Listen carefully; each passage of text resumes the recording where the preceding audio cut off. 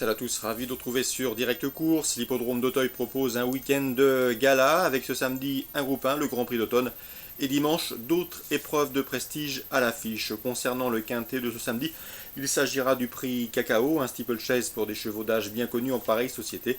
Des surprises ne sont pas à exclure. Voici tout de suite ma sélection pour cette compétition. J'ai placé en tête le 8 au Sobello, un cheval qui m'a bien plu à l'occasion de sa troisième place enregistrée dans le prix Montgomery, devant 6 de ses rivaux du jour. Une confirmation était ici attendue. On lui posera le 15 Ultrabal, qui n'a jamais terminé plus loin que 4e en 5 courses cette année 2015. Elle a terminé 2e du prix André Adel, un quintet plus disputé le mois dernier, le 11 octobre.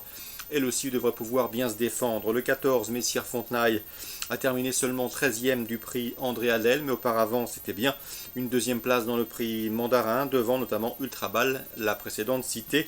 Mieux vaut donc racheter ce numéro 14, Messire Fontenaille. Attention également au numéro 3, Valtor, à juger sur 5e place enregistrée dans le prix Montgomery le mois dernier, le 17 octobre.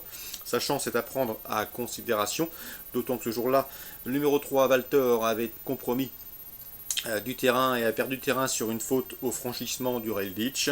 Le 13, c'est Marvel Flight, qui est au mieux, qui se présente en pleine forme ici et qui mérite crédit. Le numéro 10, Viking Maker, qui a remporté le prix Mandarin devant notamment Messire Fontenaille et Ultrabal, qu'il retrouve ici.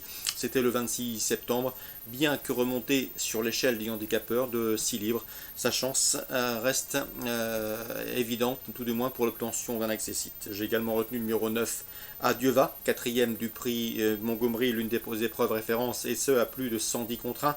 La cote ne sera pas aussi belle cette fois-ci, mais mieux vaut l'inclure dans une sélection. Attention également au numéro 1, Mirande, qui devra certes rendre pas mal de poids à ses rivaux du jour. Cela dit, le cheval a du potentiel et à mon avis, il peut parfaitement s'immiscer dans le quintet gagnant.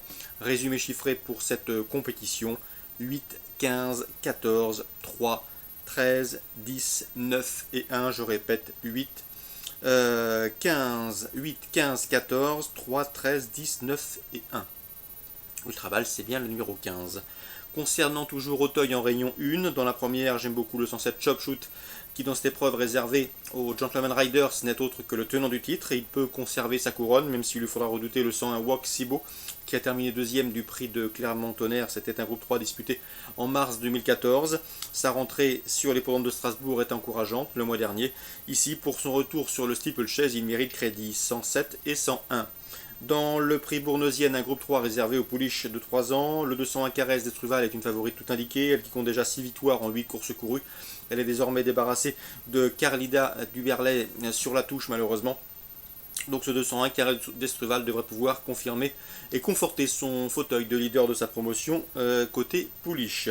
On lui opposera le 204, à savoir Triana Duberlet, et le 202 Omassa As, respectivement affichés 2e et 3e du prix Man, une liste disputée sur ce tracé le 17 octobre. Attention également au 206 Capricabella, je vous l'avais indiqué à diverses reprises. Elle est estimée par Alain Coetil, d'ailleurs elle compte 2 succès en autant de sorties sur les obstacles. Et à mon avis, dans ce lot, elle peut pourquoi pas venir chatouiller les précédentes citées 201, 206, 204 et 202.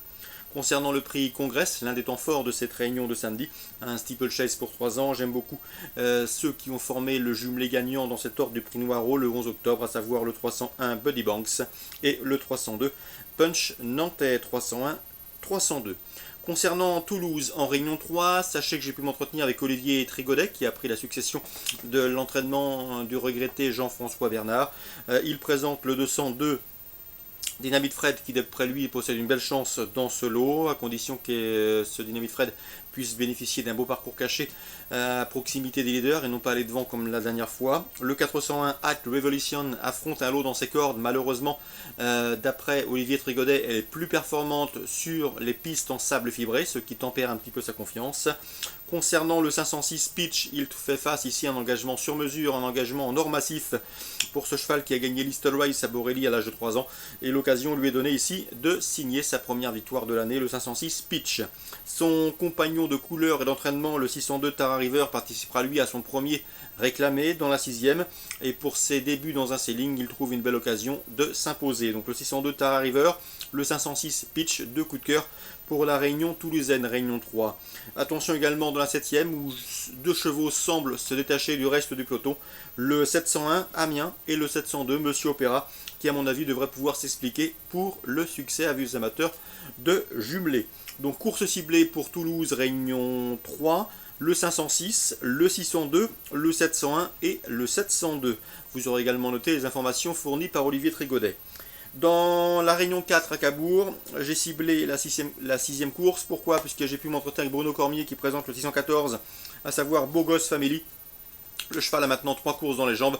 Il approche de son meilleur niveau. D'après lui, son cheval est compétitif pour l'obtention d'un accessite. Une 3e, 4e place est possible.